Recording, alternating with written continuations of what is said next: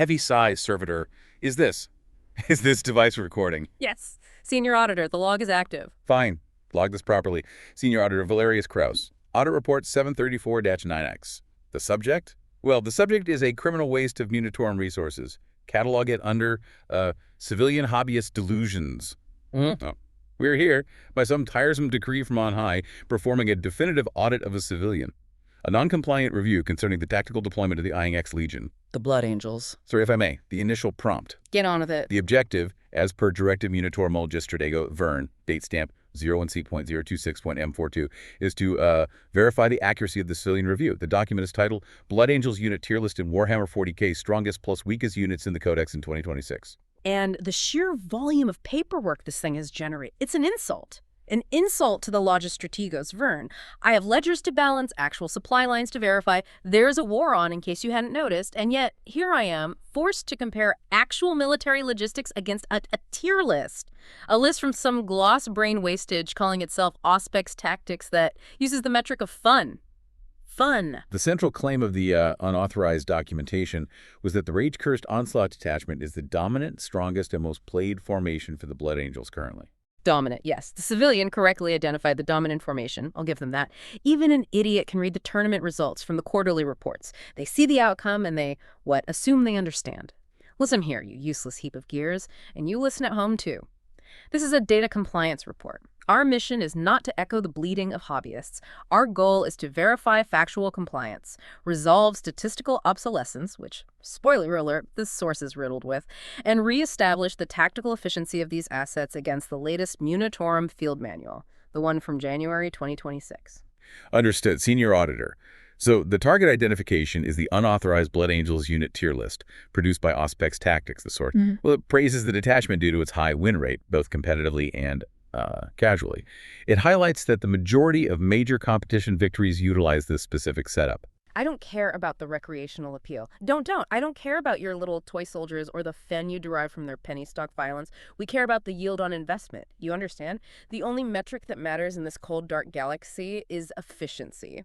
They stumble blindly into the correct conclusion that the Rage-Cursed Onslaught, or RCO, is the most effective asset liquidator, but they lack the cynicism, the necessary cynicism to understand the why. This is not a game of passion or heroic sacrifice. It's a strategic leverage play. It's governed by bureaucratic transaction costs. We are auditing the process, servitor, not celebrating the result. The objective is clear. Shut up and write this down. We'll commence the audit with Section 1, auditing the core detachment mandate, the Rage-Cursed Onslaught. Now, the strategic environment of early 2026, it demanded this doctrinal shift. It absolutely did. Scribe, for the benefit of the listener who may be geographically or administratively isolated, you mentioned in the pre-briefing the dominance of certain lists. Necron, Silvertide, and Adeptus Custodes durability lists. They were dominating the late M41 market adjustments. What specific tactical attributes of those lists did the Munitorum's Jan 2026 update seek to counter with this aggressive asset release? Well, sir, the Necron Silvertide leveraged overwhelming objective control OC, and it was combined with exceptional durability, high toughness, layered self-repair mechanisms. It just made their infantry incredibly difficult to remove from the board. And the Custodes. The Adeptus Custodes lists relied on extremely high save values, usually a 2+ lay, and very high wounds per model. This minimized the efficiency of standard AP1 or even AP2 firepower. Exactly. We were facing a hardening of the market, a failure of attrition.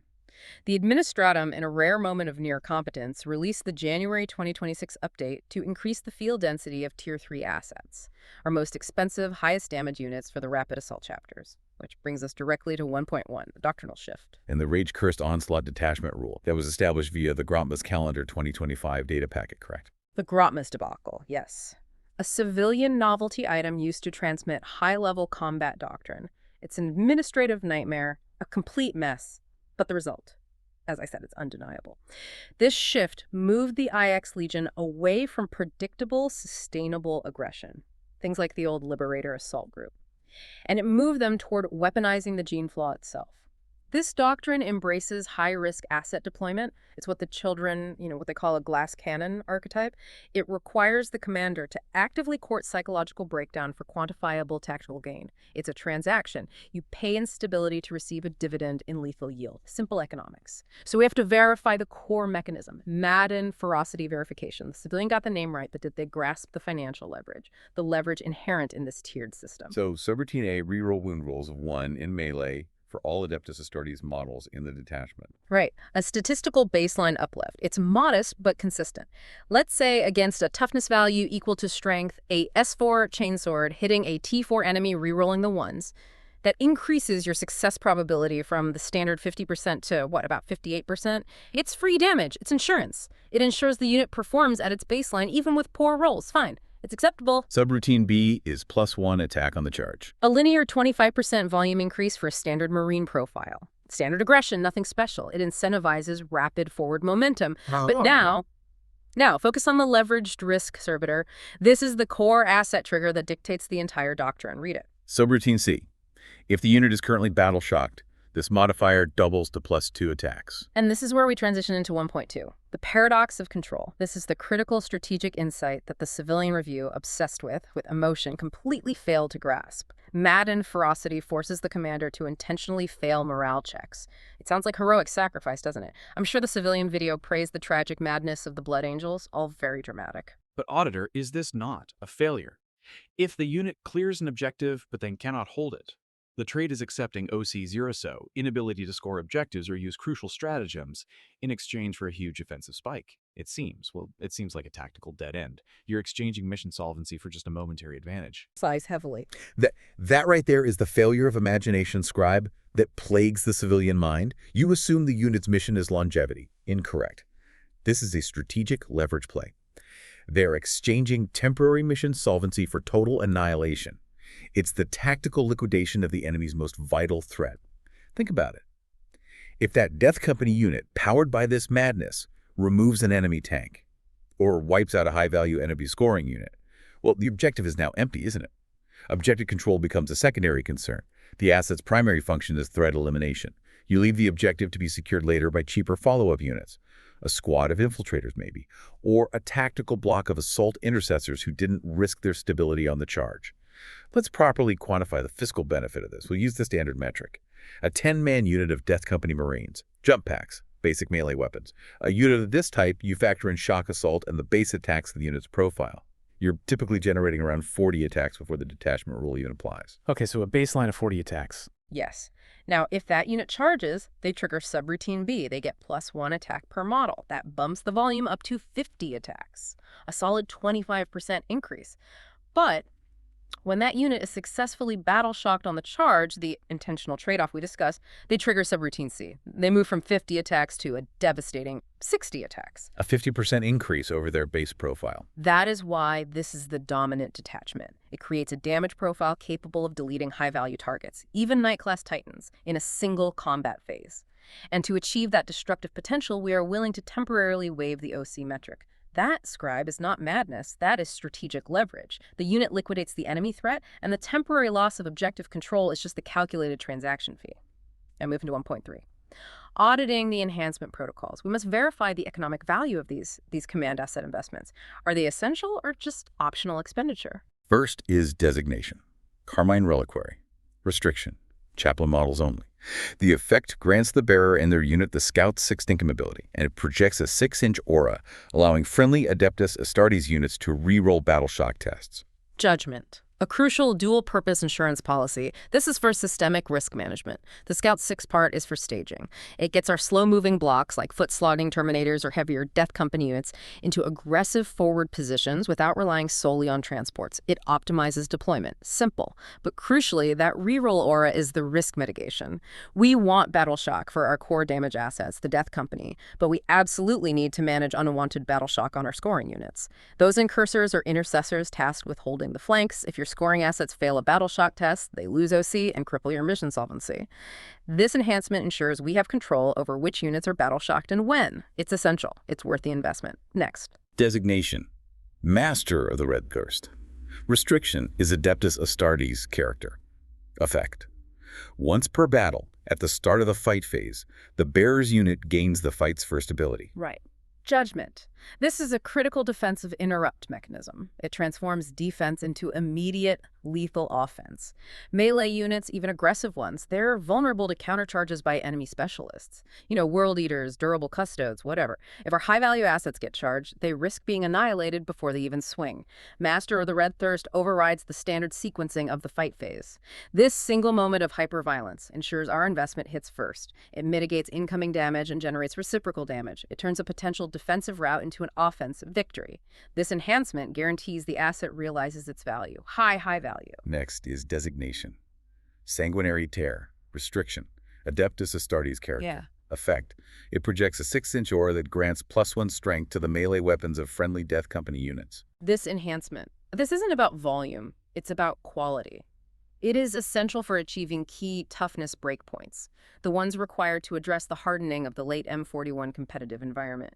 Detail the specific impact on high-yield weapons, Scribe. For example, a standard power fist at strength 8, it jumps to strength 9. A high-strength weapon like a thunderhammer at strength 10 jumps to strength 11. That seemingly small numerical jump from S8 to S9, that is critical in the January 2026 meta. It allows Power Fist to wound T9 vehicles and monsters, rhinos, light dreadnoughts, specialized heavy infantry on a 4+ instead of a 5+. That's a huge jump in probability. Yeah. The difference between needing a 50% chance and a 33% chance to wound is monumental in terms of asset reliability. Monumental. And if this enhancement is then combined with the limb-from-limb stratagem, which we'll audit shortly, that Thunderhammer can reach strength 12.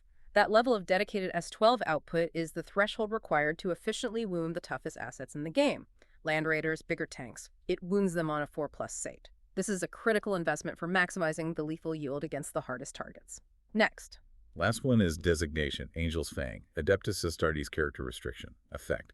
Melee weapons equipped by the bearer gain sustained hits 2 when targeting monster, vehicle, or character keywords. This just transforms a generic captain into a dedicated monster hunter.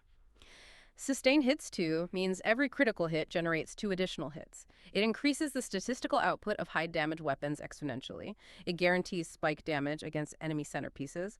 It's an efficient scalpel, yes, designed for precise liquidations, but it's perhaps less universally useful than the systemic risk managers we just discussed. It's a luxury expense, not a mandatory infrastructure upgrade. And now we leave the realm of tactical mandate and enter the pit of financial incompetence. Servitor, prepare the discrepancy ledger. We are now moving to Section 2, Financial Noncompliance. Correcting data errors in the civilian review. This is the most damning part of the Auspex tactics document. It contains obsolete data, which is an unforgivable failure to comply with imperial bureaucracy in a tactical assessment. We begin with 2.1, critical error, Sanguinary Guard wounds. Servitor, read the civilian source's specific claim regarding the Sanguinary Guard. Be precise. Detail the implied cost to durability profile they observed. The civilian source, in its discussion of the Sanguinary Guard, it appears to be operating on outdated fiscal metrics. It lists them at 125 points for 3 models, and it notes their high-cost profile makes them vulnerable to multi-damage attacks. This implicitly suggests the 2-wound profile that was common in previous indexes, where 1 D2 shot would delete the model. Sharp interruption. Obsolete data.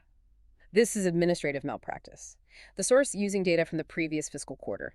This is a failure to comply with the Munitorum Field Manual 2026.01. Write this correction down, clearly. For the record, Sanguinary Guard have a verified 3-wound standard as of the 10th edition Codex supplement. 3 wounds, not 2. The analysis of this correction is paramount, because the shift to 3 wounds radically changes their vulnerability profile, specifically against the D2 weaponry overcharge plasma specialized anti-infantry ordnance that was designed to counter the 2-wound elite infantry standard. So the updated profile, combined with their 2+ save and 4++ invulnerable save, makes them significantly more resilient, especially against the most common anti-elite weapons. Explain the math. Explain the math behind that resilience. Previously, a single shot of damage 2 plasma targeting a 2-wound model was a guaranteed liquidation. Simple as that. Now, with the 3-wound profile, the enemy must commit 2 successful unsaved shots of damage 2 weaponry to kill a single model. This fundamentally shifts the resource burden. Do you see? An enemy unit that could have killed 2 models before now kills only 1 with the same resources. It forces the opponent to overcommit high-damage assets to remove the Sanguinary Guard, thus generating fiscal inefficiency on the enemy side. But that's only half the story, Servitor. Their durability increased. and their costs decreased. Yes, the point cost audit confirms a massive. It's about a 15% cost reduction in conjunction with the durability buff. They dropped from the previous 130 points to 110 points for 3 models. And this cost correction transforms them from an overpriced elite, which was their accurate designation in the previous financial cycle, to a viable trading piece. They are cheaper, they are significantly tougher, and they still possess a phenomenal output profile. 4 attacks per model, S5 or S6, AP2, D2. This data compliance error alone renders the civilian's tactical prognosis completely unreliable. The single item is grounds for the immediate disposal of the Auspex tactics ledger. Next, gross miscalculation. 2.2. Command asset mispricing. The Sanguinor, the civilian's incompetence in monitoring point costs, continues to generate unacceptable delta figures. Servitor state the civilian's incorrect point cost for this epic hero asset. The civilian's transcript listed the Sanguinor at an overinflated 160 points. Incorrect. Verified cost as per the January 2026 update is 130 points. That's a delta of negative 30 points. 30 points wasted in outdated ledgers. This makes the Sanguinor an exceptionally efficient asset. But Senior Auditor, the civilian, assessed him as, maybe not super outright efficient. That was the phrase. They said it was due to his primary profile being lower than other, more specialized combat characters. And that assessment is based on a fundamental failure to understand utility over brute force.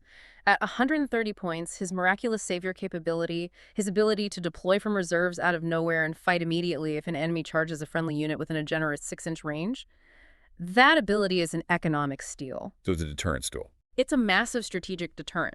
Opponents must calculate his intervention before charging any vulnerable unit on the field. That utility, that level of strategic disruption, forcing the opponent to hold back their own key assets or risk immediate reciprocal liquidation for only 130 points. It's a bargain. He changes enemy threat paths merely by existing in reserve.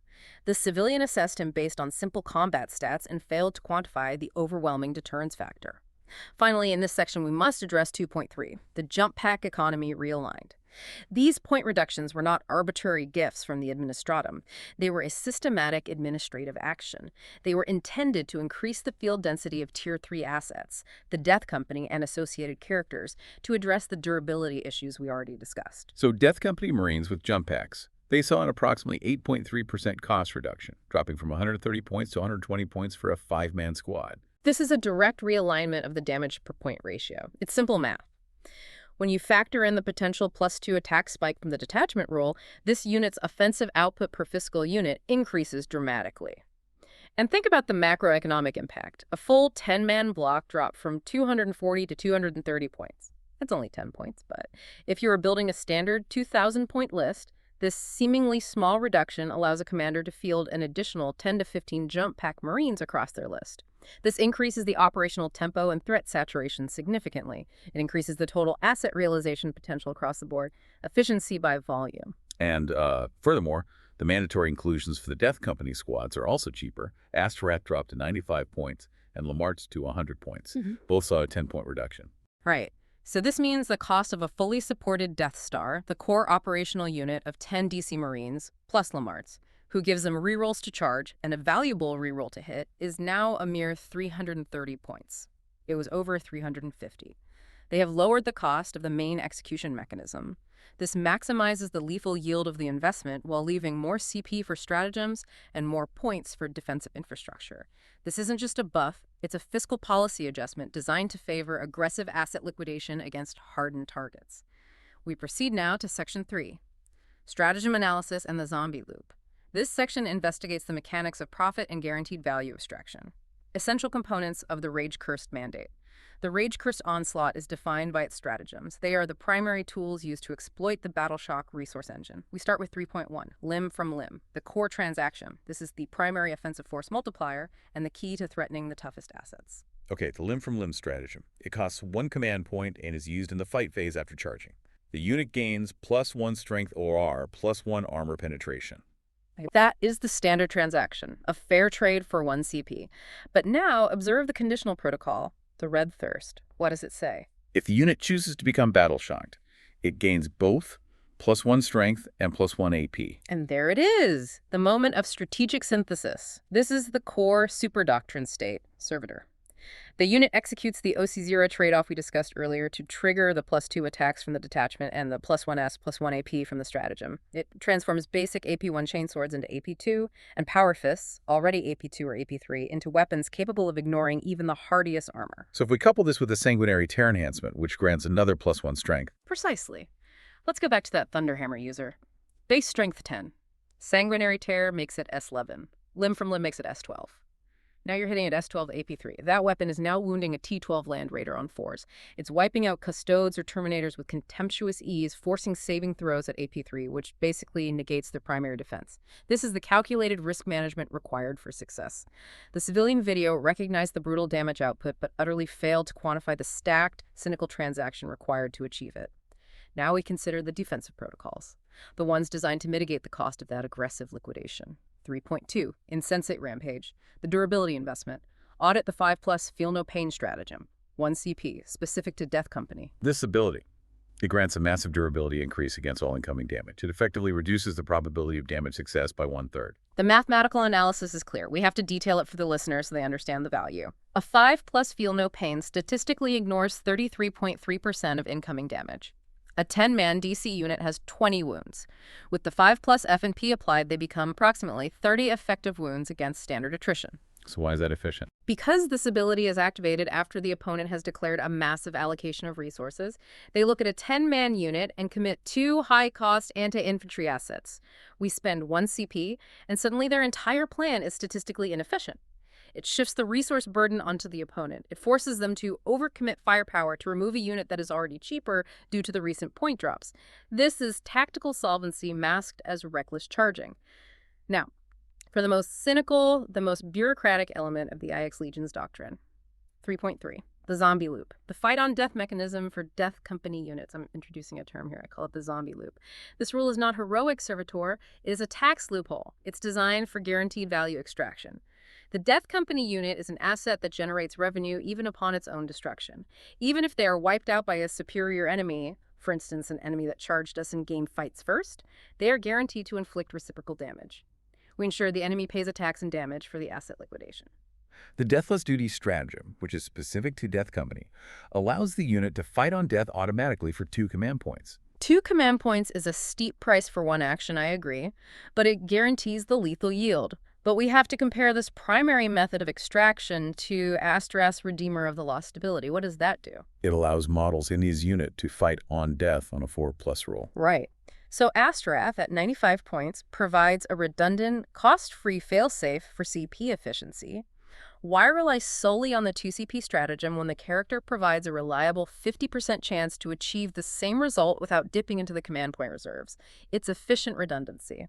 A competent commander uses Astrath to provide the probabilistic loophole, saving the 2 CP for a more critical, guaranteed action like Insensate Rampage. The zombie loop ensures that even the death of the asset generates positive fiscal returns. It confirms the doctrine's focus on extraction over preservation. Let's solidify this. Let's run the audit's own internal metrics. 3.4, the tactical projection, the calculated yield. We'll reiterate the full synergy matrix. Section 7.1 of the audit report. To prove efficiency, not sentiment, we need to demonstrate the sheer scale of the conversion rate. Okay, so please provide the math hammer calculation. A 10-man DC unit, fully buffered, so battle-shocked, equipped with power fists and chainswords, using Sanguinary Tear and the limb-from-limb stratagem. And they're charging a hypothetical target. We should probably contrast this against an unshocked charge for clarity. Excellent. Let's assume the unit is 5 power fists and 5 chainswords. They're engaging a difficult target. Let's say a T10 vehicle with a 3+ save. That represents the typical hardened target the Munitorum update was designed to counter. Scenario A, unshocked charge, total attacks, 50. Power fists are S8, AP2, D2. Chainswords are S5, AP1, D1. So against the T10 target. Right. Against a T10 target, power fists wound on 5s. That generates roughly 16 hits and about 5.5 wounds. Chainswords wound only on 6s, so they generate maybe 5.5 hits and less than 1 wound. It's an inefficient exchange. You're yielding maybe 3 damage after saves. We call that a net fiscal loss.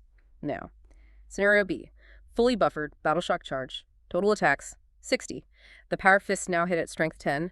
The chainswords hit a strength 7, and both benefit from AP3. So against that same T10 target. Now, against the same target, the power fists wound on 4s, a 50% chance, and the chainswords also wound on 4s. This is an exponential increase in efficiency. The 60 attacks convert to approximately 40 hits, 20 wounds. Against a 3+ save modified to 6+ by the AP3, the enemy saves only 1 out of 6 wounds. We can expect to push through 16 to 17 unsaved wounds. That's upwards of 30 damage. Verdict. That is the difference between failure and total asset liquidation. The calculated yield confirms the detachment as a mathematical superior for pure damage output. The civilian loudmouth recognized the dominance but failed to calculate the cold, hard, bureaucratic process of strategic liquidation that makes the outcome inevitable. The unit moves from being a mild threat to a vehicle to being a guaranteed execution mechanism. We proceed now to Section 4, Specific Asset Judgments, judging the efficiency and ROI of individual Tier 3 assets that complement this core doctrine. 4.1, Death Company Dreadnought. This heavy support asset is judged on its utility at 160 points, a recent cost reduction from its previous 180-point tag. The Dreadnought has high durability T9, 2+ save, a 6+ feel no pain, and the ability Frenzied Reprisal. Audit the ability Frenzied Reprisal closely. This ability breaks the turn sequence economy. If it's shot during the enemy shooting phase, it returns fire in the shooting phase. If it's assaulted, it fights back in the fight phase after being targeted, even if the enemy gained fights first.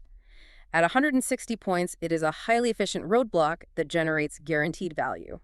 It forces the enemy to engage in sequential combat outside of their optimal planning.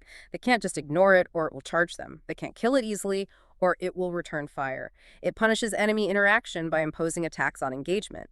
The Dreadnought ensures the enemy cannot allocate their firepower efficiently. It generates physical returns through resource waste on the opponent's side. 4.2.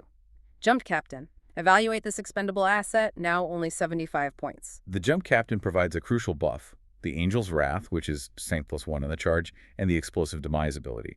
That can inflict D3+3 mortal wounds on a roll of 6 when destroyed, and is boosted if the enemy warlord is within engagement range. Judgment. This unit is the textbook definition of a negative main character tax. At 75 points, this character is so fiscally irrelevant that he generates positive returns even if he is destroyed in the first phase of interaction. He is a suicide missile. His value is maximized by his destruction. He's primarily attached to a Death Company unit to provide the crucial charge buff and maybe carry an enhancement like Angel's Fang. But the key is his death. Senior Auditor is relying on an asset's destruction for value extraction.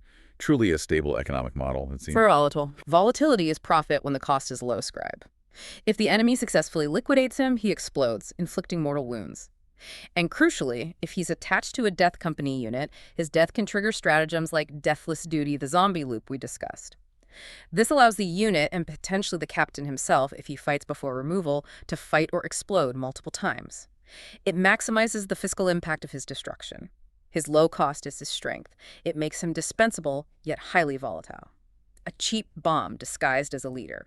4.3. The Sanguinary Priest, mandatory foot slug support. Evaluate the priest's roll at 75 points. The priest provides a dual buff. The Blood Chalice grants +1 AP to his unit's melee weapons, and the Narthesium grants the attached unit a 5+ Feel No Pain ability. He is undeniably valuable. +1 AP and a Feel No Pain is essential durability and quality control. However, we must audit his limitations for the record. Restriction verification. The priest currently lacks a jump pack option in the standard codex datasheets. This restricts his movement to 6 inches. Precisely. This limits his use to slow-moving foot lists or mechanized transports. He cannot integrate into the dominant jump pack asset economy, which moves 12 inches and operates aggressively forward. However, he is mandatory for maximizing efficiency in those niche mechanized lists. Think of a unit of assault intercessors packed into a Land Raider or a Razorback. When they disembark, they need instant operational efficiency. The priest provides the FMP durability necessary to survive the counterfire and the +1 AP needed to ensure their Taint Swords are not mere penny stock violence. We must mark him as suboptimal for the current meta but necessary for ground-based operations. 4.4. Retired Assets, the liquidation of stock. This is a simple compliance check. It's designed to address the civilian document's potential inclusion of your relevant units. Units such as the Librarian Dreadnought, Furioso Dreadnought, Gabriel Seth, Brother Corbulo, Captain Tycho, they have been moved to legend status. These units are liquidated stock. They are not legal for standard competitive play like grand tournaments. They represent a failure to comply with the current logistical chain and are thus irrelevant to this analysis. The civilian document must be scrubbed of any reference to these assets in a competitive context. The inventory must be updated and discarded. The audit is nearing completion. We arrive at the final summation, the final verdict. Servitor, pay attention. Ensure this analysis is transcribed with the appropriate cynicism. We acknowledge that the civilian loudmouth Auspex tactics was technically correct about the rule's interactions, and about the overwhelming dominance of the Rage-Cursed Onslaught.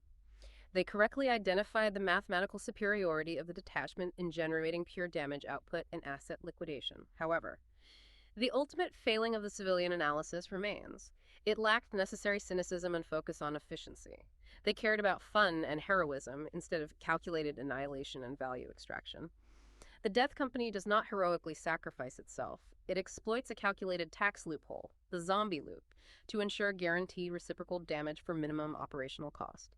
The recent Munitorum point adjustments and the doctrinal shifts, they were not favors to the Blood Angels. They were a systematic reduction in the price of assault assets designed to overcome a specific tactical impasse created by resilient enemy factions like Necrons and Custodes. The entire detachment is a highly optimized, high-volume, high AP solution to durability. Which brings us to the final provocative thought. This serves as your assignment. The strategic context of the January 2026 Field Manual updates was a direct countermeasure to the dominance of Necron Silvertide and Custodes durability lists. The Blood Angels' new, hyper-efficient, high-AP, high-volume attacks are designed to inflict maximum attrition damage.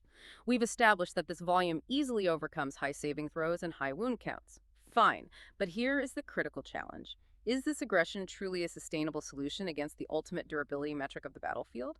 Specifically, the Necron C-Tan's ability to have incoming damage. Oh, If the C-Tan cuts incoming damage in half, the sheer volume of S10 AP3 damage to attacks from the Death Company, which would deal 30 damage in our calculation, that is instantly reduced to 15 damage. This might not be enough to liquidate the C-Tan in a single phase. It leaves our asset exposed and vulnerable, likely to be destroyed on the enemy's following turn. So the assignment for you, the listener, the person who will actually deploy these assets, is to calculate whether the initial fiscal investment into a Death Company Death Star is worth the risk of encountering an unkillable C-Tan. If the target is resistant to liquidation, is this investment now non-compliant due to the geometrical reduction in damage output? Is this just a temporary market correction, an overreaction by the administratum that will require further point adjustments when the C-Tan proves resistant to attrition? Calculate the sustained yield against the maximum durability threshold. That is your assignment. The compliance report is certified. Now get this paperwork off my desk. I need a drink servitor, a large quantity of fortified amasic. Make it large. And for the love of the Emperor, stop sighing about the cost of the good stuff. That is a necessary expenditure.